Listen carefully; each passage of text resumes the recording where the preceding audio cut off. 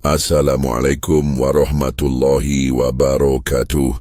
Selamat datang di channel Radio Tengah Malam yang akan membawakan sebuah kisah-kisah misteri.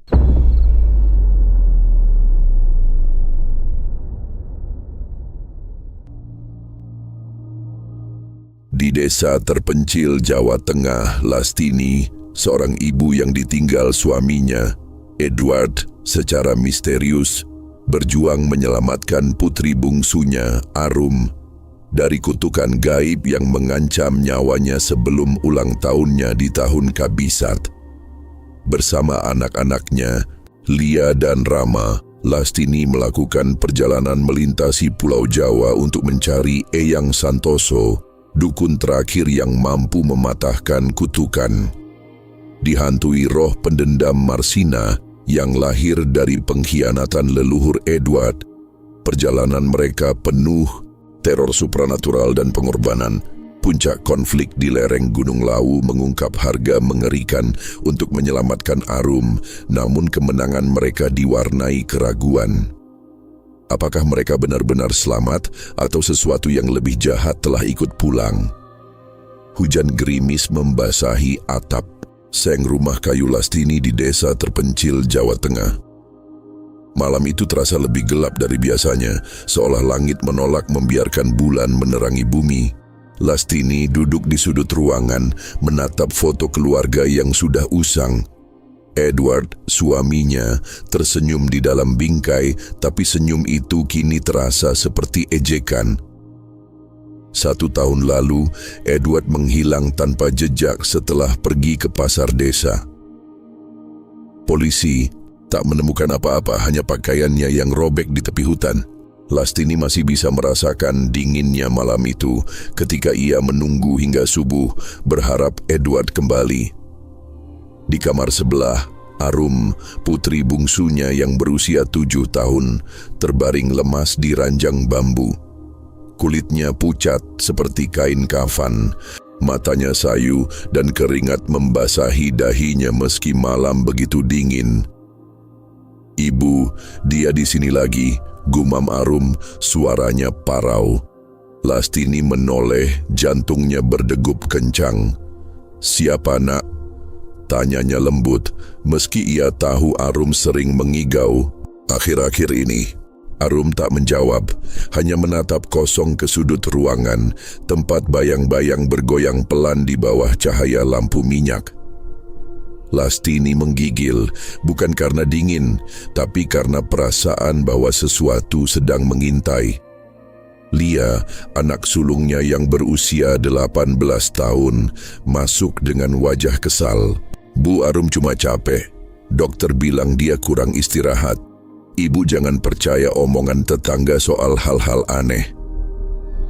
Lia selalu skeptis, selalu mencoba rasional, tapi Lastini tahu ada yang salah.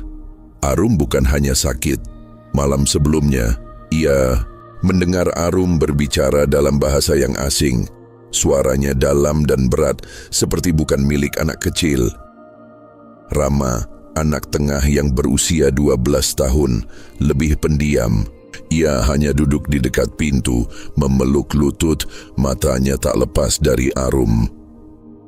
Pagi itu Lastini memutuskan untuk menemui Mbah Jati, tetua desa yang dikenal sebagai penutur suluk Sunda kuno. Di gubuknya yang penuh aroma kemenyan, Mbah Jati mendengarkan cerita Lastini dengan wajah serius. "Ini bukan penyakit biasa," katanya, suaranya bergetar. "Ada kutukan tahun Kabisat. Arum harus sembuh sebelum ulang tahunnya, atau rohnya akan diambil selamanya." Ia menyerahkan sehelai kain usang, penuh tulisan aksara kuno yang tak Lastini pahami. "Cari Eyang Santoso di lereng Gunung Lawu. Hanya dia yang bisa mematahkan kutukan ini." Lastini menatap kain itu, tangannya gemasuret. Nama Marsina disebut Mbah Jati, seorang wanita yang dikorbankan dalam ritual kuno oleh leluhur keluarga Edward. "Dia kembali untuk membalas," kata Mbah Jati, matanya penuh ketakutan. Lastini pulang dengan hati berat. Ia tahu perjalanan Ini akan mengubah segalanya, tapi demi Arum, ia tak punya pilihan lain. Malam itu, ia mengemasi pakaian dan bekal, mempersiapkan mobil tua keluarga. Lia memprotes menyebutnya tak masuk akal, tapi Rama hanya mengangguk seolah ia sudah merasakan kegelapan yang menanti. Saat mereka bersiap berangkat, angin malam membawa suara aneh, like seseorang mengetuk kayu dari dalam tanah. Lastini menoleh ke arah hutan di belakang rumah. Di antara pepohonan, ia melihat sesosok bayangan berpakaian putih, matanya merah menyala. Marsina, bisiknya, jantungnya hampir berhenti. Bayangan itu lenyap secepat kilat, tapi Lastini tahu perjalanan mereka baru saja dimulai dan sesuatu telah mengikuti. Mobil tua itu berderit melintasi jalan berbatu yang membelah hutan lebat. Cahaya matahari pagi tersaring oleh kanopi pohon, menciptakan pola bayang-bayang yang menari di kap mesin. Lastini menggenggam setir erat. Matanya sesekali melirik ke kursi belakang tempat Arum tidur dengan napas pendek dan cepat. Lia duduk di sampingnya menatap keluar jendela dengan ekspresi cemberut. "Bu, kita beneran mau ke Gunung Lawu, ini cuman buang waktu," katanya, nada suaranya penuh ketidakpercayaan. Rama di sisi lain memeluk tas kecilnya, matanya terus memindai hutan seolah mencari sesuatu. Hutan itu terasa hidup. Angin bertiup pelan, tapi daun-daun bergerak seolah digerakkan tangan tak kasat mata. Lastini mencoba fokus pada jalan, tapi pikirannya dipenuhi wajah Edward. Ia ingat malam terakhir mereka bersama, ketika Edward berbicara tentang mimpi buruknya, tentang seorang wanita dengan rambut panjang yang menangis di tepi hutan. "Aku rasa dia memanggilku," kata Edward waktu itu. Lastini mengira itu hanya lelah, tapi kini ia bertanya-tanya, apakah Marsina sudah mengincar keluarganya sejak lama. Malam tiba dan mereka memutuskan berkemah di tepi hutan karena mobil tak bisa melaju lebih jauh dalam gelap. Lastini menyalakan api unggun kecil, cahayanya menerangi wajah pucat Arum yang kini terbangun. "Ibu, aku dengar dia," bisik Arum, matanya lebar ketakutan. "Dia bilang kita nggak boleh lanjut." Lastini memeluknya erat, berusaha menenangkan, tapi hatinya sendiri dipenuhi ketakutan.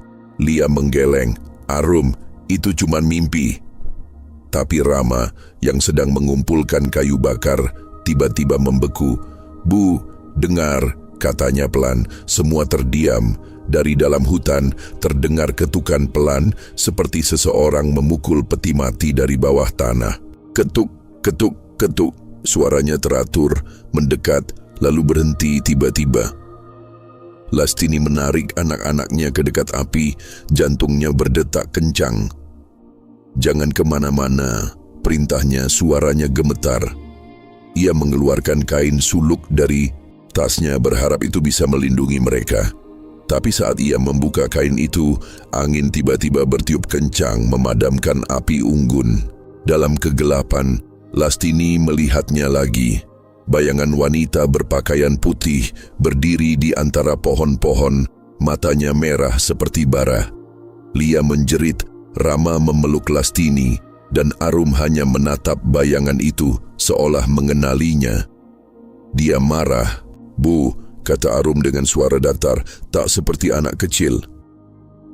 Lastini menarik anak-anaknya ke dalam mobil, mengunci pintu, dan berdoa. Malam itu, mereka tak tidur. Suara ketukan itu berhenti, tapi hutan terasa semakin menekan, seperti menelan mereka hidup-hidup. Pagi menyingsing, dan mereka melanjutkan perjalanan dengan hati penuh ketakutan. Lastini tahu Marsina tak akan membiarkan mereka begitu saja. Setelah 2 hari perjalanan, mereka tiba di Solo, kota yang ramai namun terasa asing bagi Lastini. Mobil mereka hampir mogok dan Arum semakin lemah, matanya kini sering tertutup, napasnya terengah-engah. Lastini memutuskan untuk beristirahat di sebuah penginapan tua di pinggir kota, bangunan kayu dengan atap genteng yang sudah retak-retak. Pemilik penginapan, seorang wanita tua bernama Membok Sari, menyambut mereka dengan senyum tipis. "Hati-hati di kamar nomor 7, katanya sambil menyerahkan kunci. Ada yang suka mengintip dari cermin. Lastini mengabaikan peringatan itu, menganggapnya hanya cerita tua. Kamar nomor 7 kecil, berbau kayu lapuk dengan cermin besar di dinding yang permukaannya buram. Lastini menidurkan Arum di ranjang, sementara Lia dan Rama duduk di lantai memainkan ponsel untuk mengalihkan pikiran. Malam itu, suasana penginapan terasa berat. Angin bertiup melalui celah-celah jendela, membawa suara desisan yang tak jelas. Lastini mencoba membaca suluk di kain Mbah Jati, tapi aksaranya terasa hidup, bergerak di bawah cahaya lampu. Tiba-tiba, cermin di kamar retak dengan suara keras. Lia menjerit, menjatuhkan ponselnya.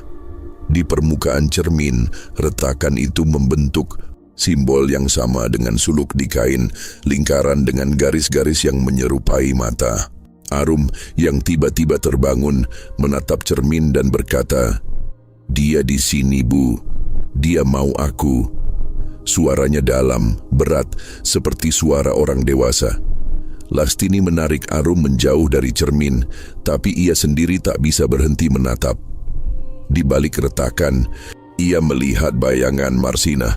Wajahnya pucat, mulutnya terbuka lebar, mengeluarkan suara seperti tangisan burung malam. Lia, yang panik, mengambil ponselnya dan mulai merekam. "Bu, ini cuma halusinasi," katanya, tapi saat ia memutar ulang rekaman, wajahnya memucat. Di layar Marsinah berdiri di belakang Arum, tangannya merangkul leher anak itu, meski tak ada siapapun di kamar saat itu. Rama, yang biasanya pendiam, tiba-tiba berlari ke lorong penginapan. "Bu, aku lihat Bapak," teriaknya. Lastini mengejarnya, menemukan Rama menatap ujung lorong yang gelap. Di sana sosok yang menyerupai Edward berdiri, tapi wajahnya hancur, seperti terbakar dan matanya kosong. Lastini menarik Rama kembali ke kamar, mengunci pintu. Malam itu mereka tidur berdesakan di satu ranjang, tak berani mematikan lampu. Suara desisan dari luar jendela terus terdengar, seperti seseorang berbisik dalam bahasa kuno. Lastini memeluk kain suluk, berdoa agar mereka selamat hingga pagi. Tapi di dalam hatinya ia tahu, Marsinah semakin dekat dan waktu untuk menyelamatkan Arum semakin sempit. Perjalanan berlanjut ke arah Gunung Lawu, tapi kondisi Arum semakin memburuk. Ia tak lagi bicara, hanya mengigau dengan kata-kata yang tak dimengerti. Tangannya kadang mencakar udara seolah melawan sesuatu. Lastini merasa putus asa, tapi ia tak bisa menyerah. Mobil mereka akhirnya tiba di sebuah desa kecil di kaki Gunung Lawu, tempat Eyang Santoso konon tinggal. Desa itu sepi, rumah-rumahnya terbuat dari bambu, dan warga setempat menatap mereka dengan curiga. "Jangan ke Gua Tua," kata seorang pedagang di pasar desa. Banyak yang pergi, tak ada yang kembali. Lastini tak punya waktu untuk ragu. Ia bertanya tentang Eyang Santoso dan seorang anak kecil menunjuk ke arah hutan di lereng gunung. "Dia di sana di gua, tapi hati-hati Mbak. Ada yang jaga gua itu." Anak itu berlari pergi, meninggalkan Lastini dengan perasaan tak nyaman. Di desa itu, mereka bertemu Ki Joko, seorang dukun lokal yang bersedia membantu. Ki Joko, dengan wajah penuh kerutan dan mata tajam, mendengarkan cerita Lastini. "Marsinah bukan roh biasa," katanya. "Dia lahir dari darah dan pengkhianatan." Leluhur keluargamu mengorbankannya dalam ritual untuk kekayaan, dan sekarang dia kembali untuk menuntut balas. Ki Joko menyerahkan sebotol air suci dan sebilah pisau kecil berukir. Kau harus mengorbankan sesuatu yang berharga untuk mematahkannya, katanya. Tapi ingat, Marsina tak akan membiarkan kalian begitu saja. Lastini menatap pisau itu, hatinya dipenuhi keraguan. Apakah ia harus mengorbankan nyawanya sendiri? Atau lebih buruk lagi salah satu anaknya? Ia menolak memikirkan itu, tapi suara Marsinah mulai terdengar di kepalanya, berbisik pelan. Kau tak bisa menyelamatkan semua. Malam itu mereka menginap di rumah Ki Joko. Di tengah malam Lastini terbangun oleh suara Arum yang berbicara lagi.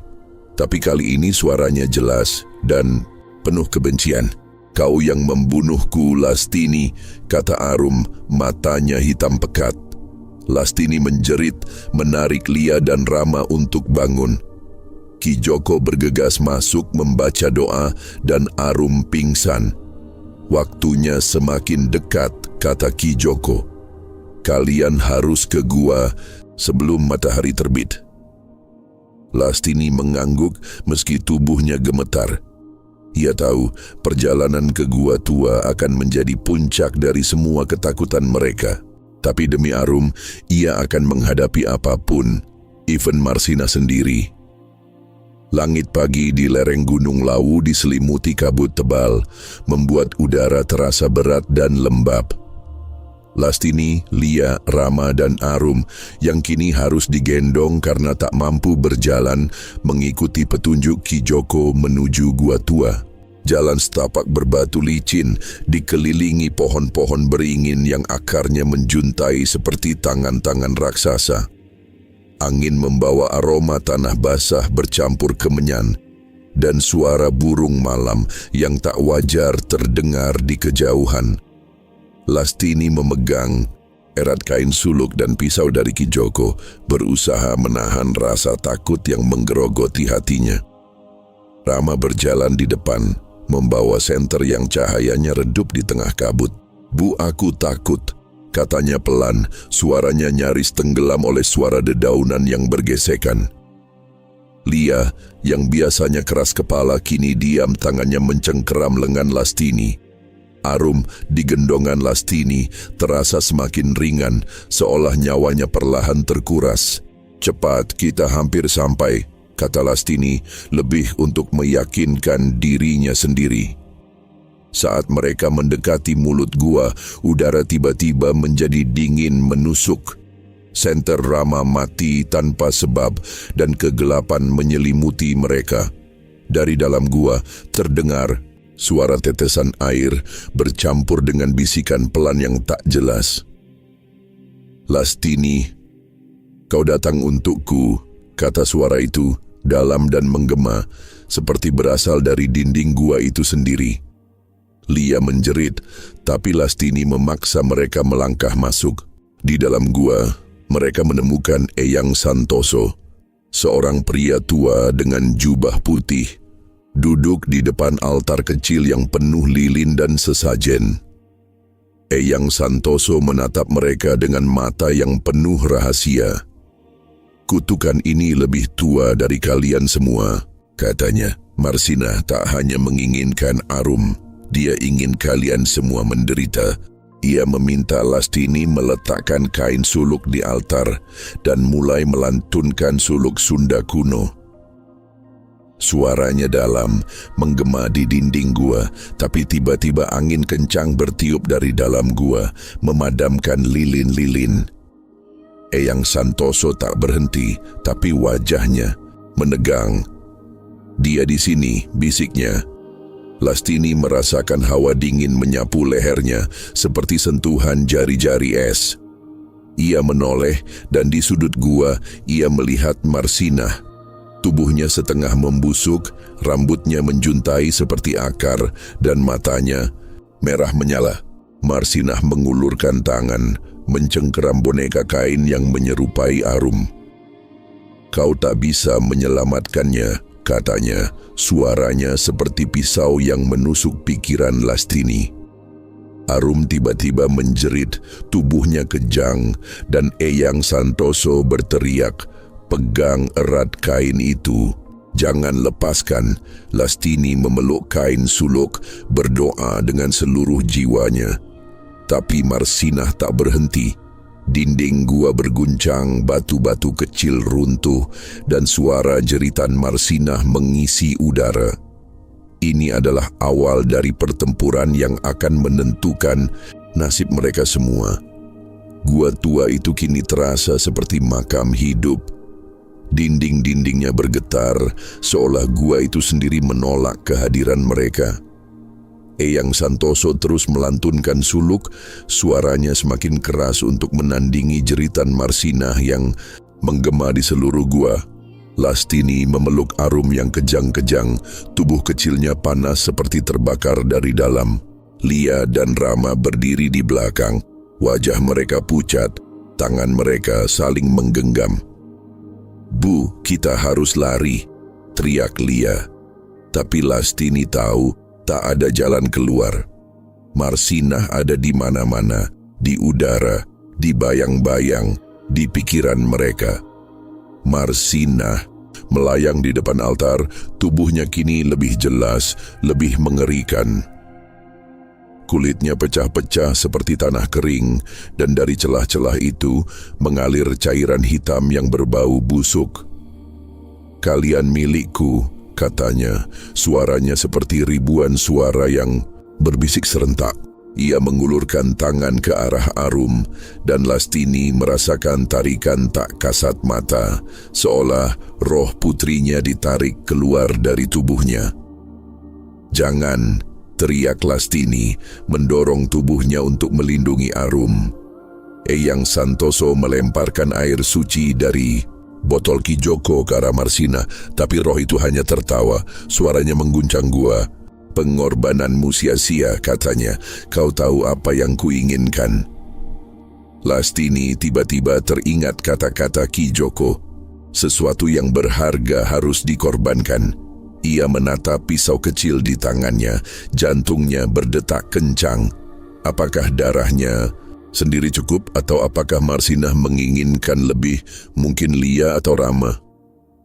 Tiba-tiba Rama berlari ke depan mengambil pisau dari tangan Lastini.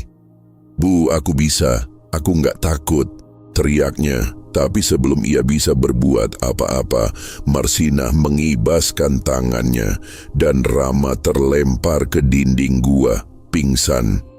Lia menjerit, berlari ke arah adiknya, sementara Lastini merasa dunianya runtuh. "Ambil aku saja," teriaknya pada Marsinah. "Biarkan anak-anakku." Marsinah tersenyum, giginya hitam seperti arang. "Kau pikir darahmu cukup?" katanya. "Aku ingin penderitaanmu." Ia menunjuk ke arah Arum, dan tiba-tiba tubuh Arum melayang dari pelukan Lastini, menggantung di udara seperti boneka yang ditarik tali. Mata Arum terbuka, tapi kosong, dan suara Marsinah keluar dari mulutnya. "Kau yang membunuhku, Lastini. Kau dan darah leluhurmu." Lastini menangis, memohon pada Eyang Santoso. Dukun tua itu mengangguk memberi isyarat agar Lastini meletakkan darahnya di kain suluk. Dengan tangan gemetar, Lastini memotong telapak tangannya, meneteskan darah ke kain. Suluk itu bergetar, memancarkan cahaya redup, dan Marsinah menjerit, tubuhnya mulai retak seperti kaca. Tapi ritual itu belum selesai. Eyang Santoso memperingatkan, "Kau harus meminta maaf atas dosa leluhurmu. Hanya itu yang akan mematahkannya." Lastini berlutut, berdoa dengan air mata, memohon ampun atas pengkhianatan leluhur Edward. Gua bergemuruh, dan Marsinah menjerit lebih keras, tubuhnya melebur ke dalam asap hitam. Arum jatuh ke lantai, napasnya kembali, tapi Lastini tahu sesuatu masih salah. Marsinah belum benar-benar pergi. Ritual di gua selesai, tapi ketenangan tak kunjung datang. Arum terbangun, matanya kini jernih, tapi ada sesuatu di senyumnya yang membuat Lastini merinding. "Ibu, aku baik-baik saja," katanya. Tapi suaranya terasa asing, seperti ada nada lain yang tersembunyi di dalamnya. Rama, yang terluka di kepala, dibantu Lia untuk berdiri. Eyang Santoso dengan napas tersengal memperingatkan, "Kutukan itu melemah, tapi Marsinah masih di sini. Dia akan mencari celah." Lastini memutuskan untuk segera meninggalkan gua. Mereka berjalan kembali melalui hutan, kabut masih tebal, dan suara burung malam tak berhenti. Di tengah jalan, Lia tiba-tiba berhenti. "Bu, lihat," katanya menunjuk ke pohon beringin besar. Di batang pohon itu terukir simbol suluk yang sama dengan kain Mbah Jati, seolah seseorang mengukirnya dengan cakar. Lastini menarik anak-anaknya untuk bergegas, tapi ia tak bisa mengabaikan perasaan bahwa Marsinah mengikuti mereka. Malam itu, mereka menginap di desa terdekat, di rumah seorang warga yang bersedia menampung. Rumah itu sederhana, tapi setiap sudutnya terasa dingin. Arum bersikeras tidur sendiri, mengatakan ia merasa baik. Tapi di tengah malam, Lastini terbangun oleh suara bersenandung pelan. Ia mengikuti suara itu ke kamar Arum dan hatinya hampir berhenti. Arum duduk di ranjang, menyanyikan lagu yang sama yang dinyanyikan Marsinah di gua, matanya menatap kosong ke dinding. Lastini mencoba membangunkan Arum, tapi anak itu hanya tersenyum. "Dia bilang aku anak yang baik," katanya. Lastini menarik Arum ke pelukannya, berusaha menahan air mata. Ia tahu Marsinah belum pergi. Mungkin ritual itu hanya melemahkan roh itu tapi tidak menghancurkannya. Ia memutuskan untuk menghubungi Ki Joko lagi, berharap ada cara lain untuk mengusir Marsinah selamanya. Pagi harinya Ki Joko datang dengan wajah muram. "Kau sudah memberikan darahmu," katanya. Tapi Marsinah terlalu kuat, ada sesuatu yang masih mengikatnya ke dunia ini. Mungkin sesuatu yang disembunyikan leluhurmu. Lastini teringat cerita Edward tentang sebuah kotak tua di gudang rumah mereka yang selalu dikunci dan tak boleh dibuka. Apakah itu kuncinya? Ia tahu mereka harus kembali ke desa mereka, tapi perjalanan pulang terasa lebih menakutkan daripada sebelumnya. Perjalanan pulang terasa seperti berjalan di ujung pisau. Mobil tua mereka melaju melalui jalanan sepi, tapi suasana di dalam mobil penuh ketegangan. Arum duduk di kursi belakang, bersenandung pelan, lagu yang sama yang membuat bulu kuduk Lastini berdiri. Lia dan Rama saling pandang, tak berani bicara. Lastini mencoba fokus pada jalan, tapi bayangan Edward terus muncul di cermin spion. Wajahnya hancur, giginya hitam, dan matanya kosong. Setiap kali ia menoleh, bayangan itu lenyap. Di tengah perjalanan mereka berhenti di sebuah pom bensin tua. Pelayan pom bensin, seorang pria tua dengan wajah penuh bekas luka, menatap mereka lama. "Hati-hati di jalan," katanya. "Ada yang ikut kalian." Lastini mengangguk kaku, bergegas kembali ke mobil. Tapi saat ia menyalakan mesin, radio mobil tiba-tiba menyala sendiri, memainkan suluk Sunda yang sama yang dilantunkan Eyang Santoso. Lia mematikan radio, tapi suara itu terus bergema di kepala mereka. Saat tiba di desa mereka, malam telah turun. Rumah kayu mereka terlihat lebih tua, lebih kelam, seolah menunggu mereka dengan rahasia yang tersembunyi.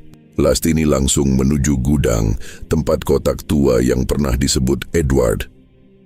Gudang itu berdebu, penuh jaring laba-laba, dan baunya seperti tanah basah.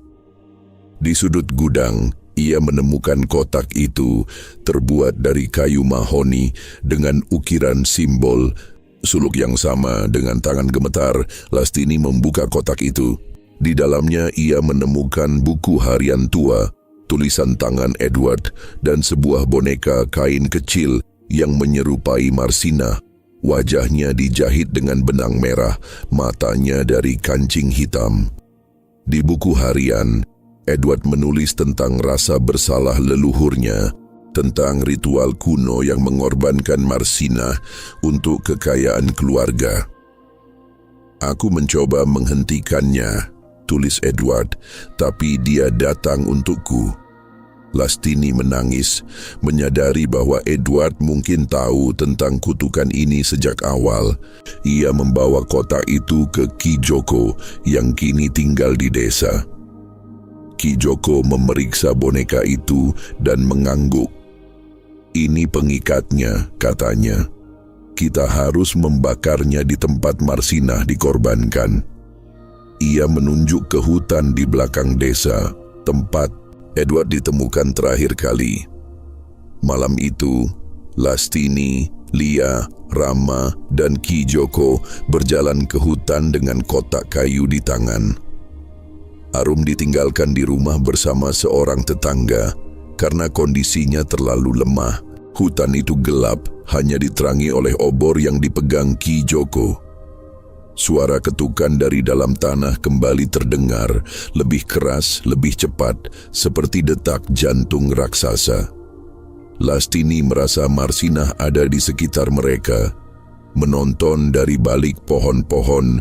Di tengah hutan, mereka menemukan lingkaran batu tua, tempat ritual kuno dilakukan.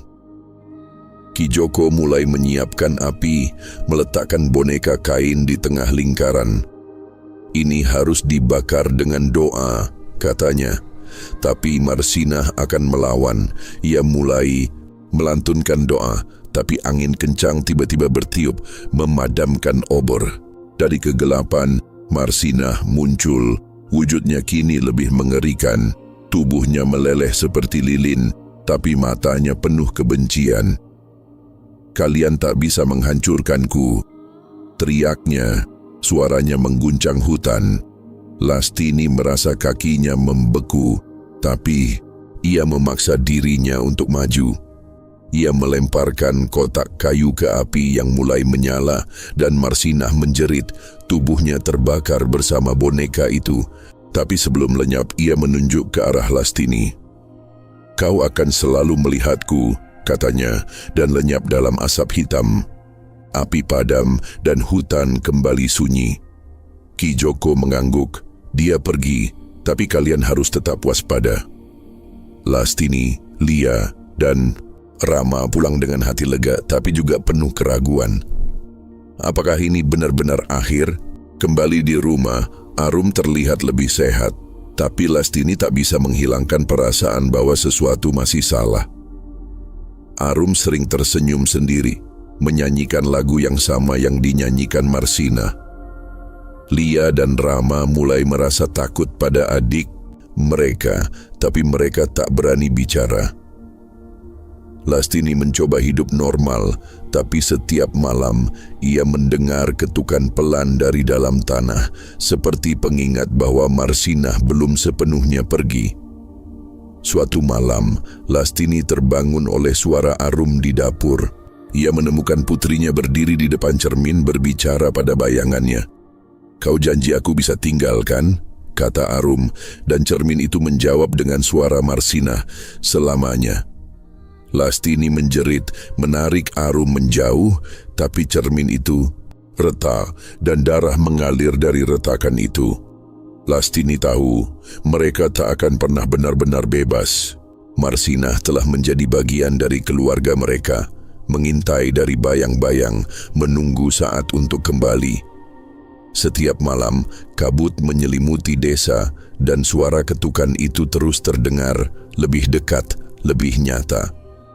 Lastini memeluk anak-anaknya, berjanji akan melindungi mereka, meski ia tahu kegelapan itu kini tinggal bersama mereka selamanya.